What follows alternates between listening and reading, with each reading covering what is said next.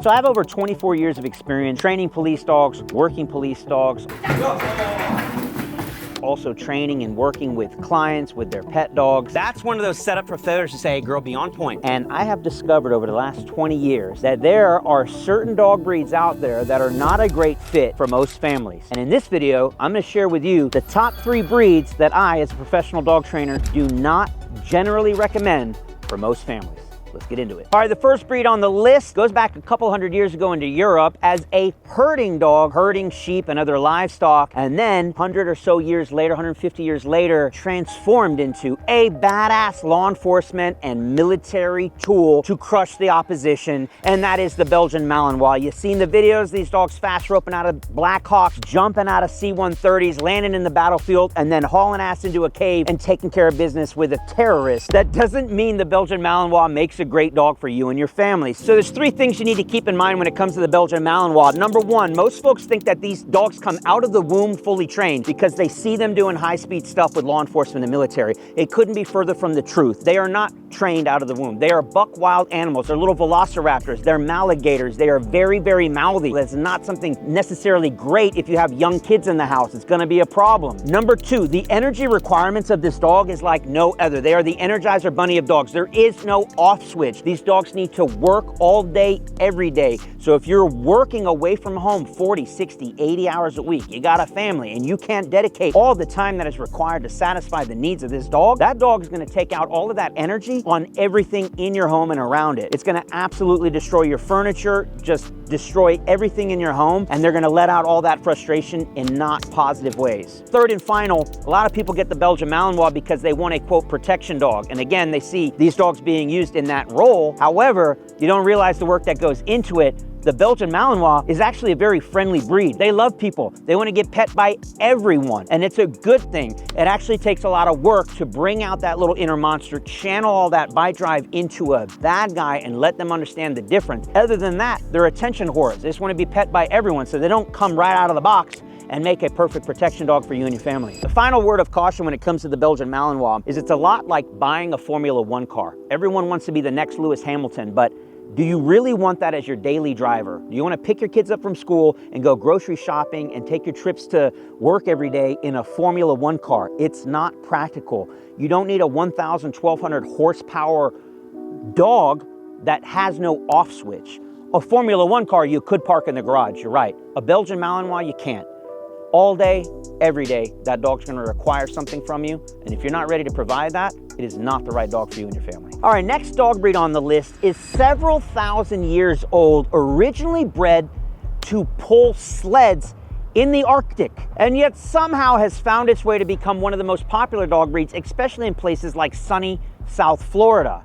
We are talking about the Siberian Husky.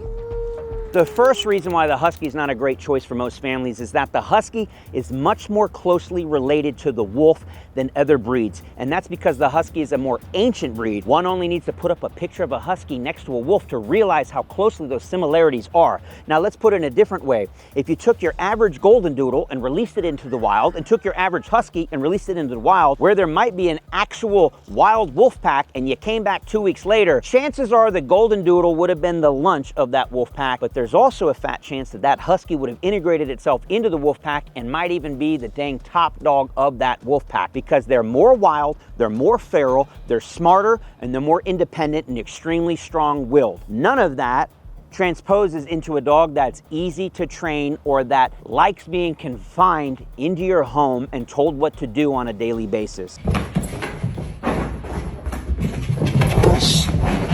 Morning zoomies as usual. In other words, we find that the Husky is simply too cool for you.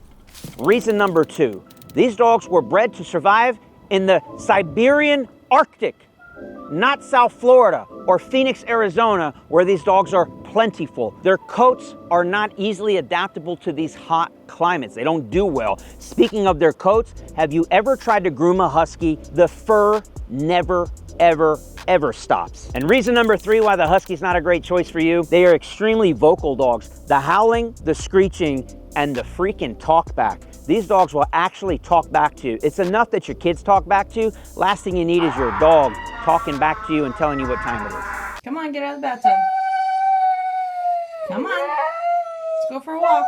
Third and final breed on the list, we saved the best for last, in my humble opinion. We are talking about a dog that harkens back all the way to the Roman Empire, where it was bred as a dog of war, used in the Colosseum to fight lions, tigers, and bears, to kill prisoners of war and criminals who stole things. This is a dog that is becoming super commonplace in America today, and it is the one and only, the Italian Mastiff, aka the Cane Corso, aka too much dog for most folks. Let's get into the 3 reasons why we don't recommend this dog for most families. Starting with number 1, going back to the heritage of this dog, it is like buying a battle tank to drive around your suburban neighborhood. Yes, you might be the coolest kid on the block. Yes, you are a badass until your battle tank crushes the mailman's truck.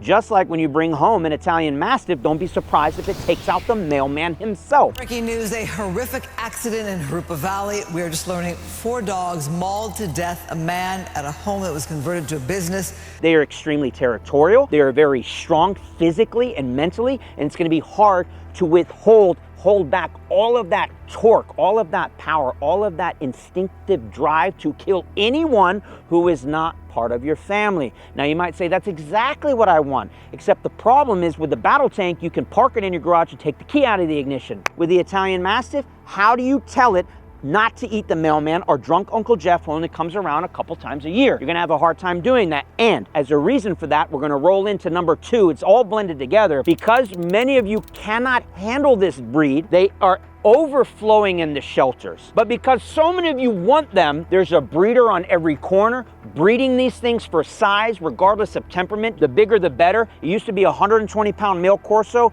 was the standard. Now it's 140, 160, 180-pound plus specimens. The breeding is just absolutely rampant. So it's hard to find a breeder that's doing the right thing, and it's even harder to find an owner that knows how to manage all of that dog. Now here's a couple more reasons. Even if you can manage all that, the drool is just ridiculous. It's here, there, it's everywhere. Literally goobs up on your ceiling, goobs on your walls, goobs on your clothing. Right when we started to film this, Thanos was right here, shook his head. I got a flyer right to the face. Luckily I had my sunglasses on or he'd been in my eyeball. Too much dog, too much drool, and last but not least, these dogs are getting banned here, there, and everywhere. Mark my words, next dog breed to be banned over in the UK. You gotta think about it. Your HOA, will it allow it? Will your apartment allow it? And less places, well, they're becoming more and more understanding what the Corso is, and that name, it used to be unheard of what that dog was. Now everybody and their mom knows what a Corso is, has a Corso, is getting a Corso, or knows somebody who has it, and all these HOAs are gonna be banning them left and right. It's gonna be very difficult to have this dog if you're renting or trying to live in an HOA, and so